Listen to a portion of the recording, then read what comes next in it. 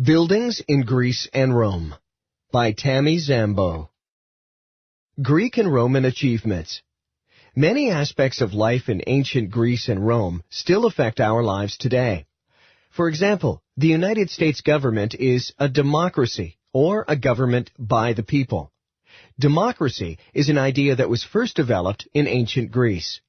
In addition, many modern languages are based on Latin, which was the language spoken in ancient Rome.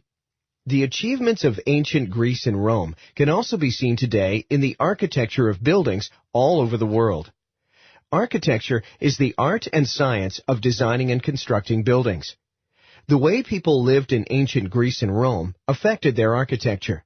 In turn, their architecture affected the way they lived. Columns and capitals. Many buildings in ancient Greece and Rome had tall columns that decorated and held up the buildings. Many columns were carved with vertical lines called flutes. At the top of every column was a part called a capital. There were 3 styles of capitals. Greek temples. The ancient Greeks worshipped many gods and goddesses. They built a temple for each one. The most important temple in the city of Athens was the Parthenon. It was built on the Acropolis, the highest hill in the city. Many other temples were also built on the Acropolis. The Parthenon was dedicated to Athena, the goddess of war, wisdom, and crafts. Greeks also believed Athena was the guardian of Athens. They named the city for her.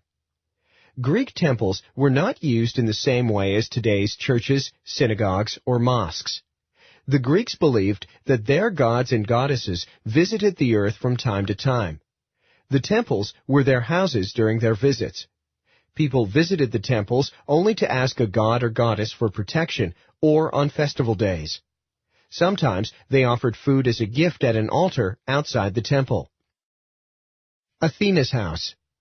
Like other temples, the Parthenon was considered a house. This house belonged to Athena. The outer part of the temple was a porch with a row of Doric columns around all 4 sides. Inside this row at each end was a shorter row of columns. Next was the cella, an inner chamber with 4 walls made of stone blocks. The walls had an entrance at each end. The cella was divided into 2 rooms. The main room held a wooden statue of Athena that stood 40 feet, 12 meters high.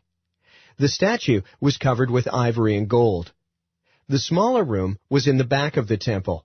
It contained other statues, jewels, and vases that city-states in the Delian League paid to Athens. The Parthenon was especially important each summer when a festival was held for Athena's birthday. This festival was called the Panathenaea. It was the largest festival in Athens. Most of the people in the city took part in the festival. One major part of the Panathenaea was a long parade of people and animals through the streets of Athens. The parade ended at the Parthenon. A ritual was then held to honor Athena. The Greeks designed the Acropolis with a lot of open space around the Parthenon. They did not want large crowds to disturb the gods and goddesses inside the temples. The Greeks' houses. The Greeks lived in houses of all sizes. Most houses had a central courtyard with rooms on at least 3 sides. Some houses also had an upper floor of rooms. The rooms usually had only small windows with wooden shutters and no glass. Baked clay tiles covered the roof. The Greeks built their houses so that the courtyard was shaded and cool during the hot months of the year. The courtyard was a gathering place for the family. The house also had an indoor altar. This is where the families would worship the gods and goddesses. If a house was large enough, the upstairs rooms were often used only by women. The downstairs rooms then were used only by men. One important room was the andron, or dining room. This is where the man of the house would entertain male guests. The Greeks ate while lying down, so they often used dining couches rather than chairs. The theater. The ancient Greeks performed the first plays and built the first theater. Plays were first performed in the Agora in Athens. The Agora was an outdoor marketplace and government center. As plays became more popular, however, more people attended. One side of the Acropolis sloped down to form a kind of outdoor auditorium.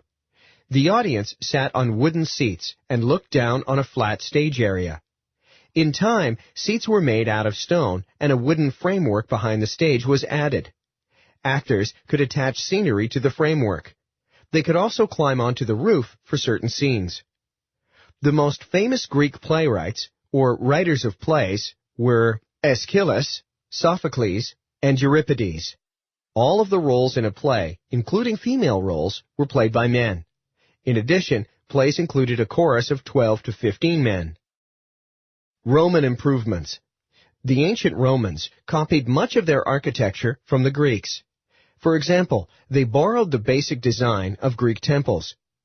Romans developed innovations or new ideas as well. These innovations allowed them to design buildings differently. The Pantheon was a temple dedicated to all the Roman gods and goddesses.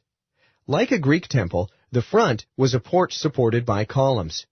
Its cella, however, was round instead of rectangular. It also had a huge dome on top. Curved surfaces such as these were a new development in architecture. The Romans were able to build round walls and domes because they used concrete. The Greeks had used only wood, stone, brick, and marble. The Romans mixed stone or brick with water, lime, and volcanic earth to make concrete. Concrete was much stronger than other materials. With it, the Romans built stronger arches and curved roofs called vaults. They combined these new features to build the round cella and dome of the Parthenon. Two kinds of homes. A wealthy family in ancient Rome lived in a home called a domus. The center of the domus was a hall called an atrium. The atrium usually had a shrine dedicated to the household gods. The dining room, the kitchen, and a study were attached to the atrium. Bedrooms could be located either off the atrium or on a second level of the house. A domus could also include rooms next to the street, which were rented out as shops. In the back of the domus was a garden surrounded by a row of columns called a peristyle. A domus might be decorated with mosaics or pictures made of small colored tiles. A new water system. Romans developed a system of running water.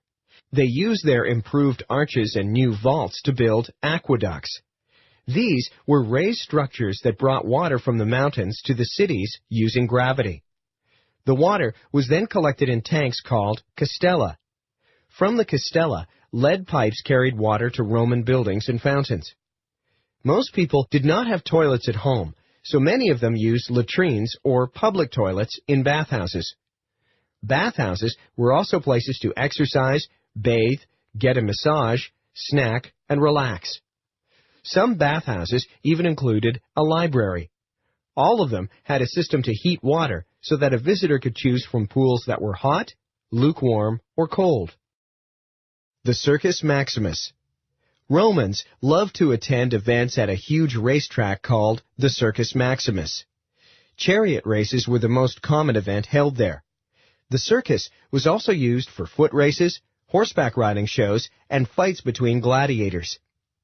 In the center of the Circus Maximus was a long, low structure called the spina. It was decorated with statues, trophies, and a row of large, movable egg or dolphin-shaped counters. 12 starting gates were built into one end of the Circus Maximus. At the start of a race, teams of 2, 4, or more horses would spring out of the gates. Each team pulled a chariot, which was a small vehicle with 2 wheels. The driver was called a charioteer. The teams would race 7 laps counterclockwise around the spina. Chariot races were dangerous. Charioteers were often killed or injured in crashes. Seats in the Circus Maximus rose like staircases around the track. Areas below the seats were built with vaults for strong support. Audience members climbed stairways inside these areas to reach the higher seats. The Roman senators sat in the stone seats closest to the track. The poorest spectators had to stand in the area highest up and farthest from the track. The emperor sat in a special boxed seat decorated with columns. Skill and imagination. In designing and building structures, the ancient Greeks and Romans displayed great skill. Both built temples to their gods and goddesses. Their houses were built to meet people's needs. The Greeks' achievements in architecture can be seen in the Parthenon and houses. While the Romans copied much of their architecture from the Greeks, they developed innovations of their own. One of these was concrete, which allowed the Romans to create domed structures. Romans lived in two kinds of houses. They also built aqueducts to bring water to their cities and outdoor racetracks. How the Greeks and Romans lived affected how they built, and how they built structures affected the way they lived.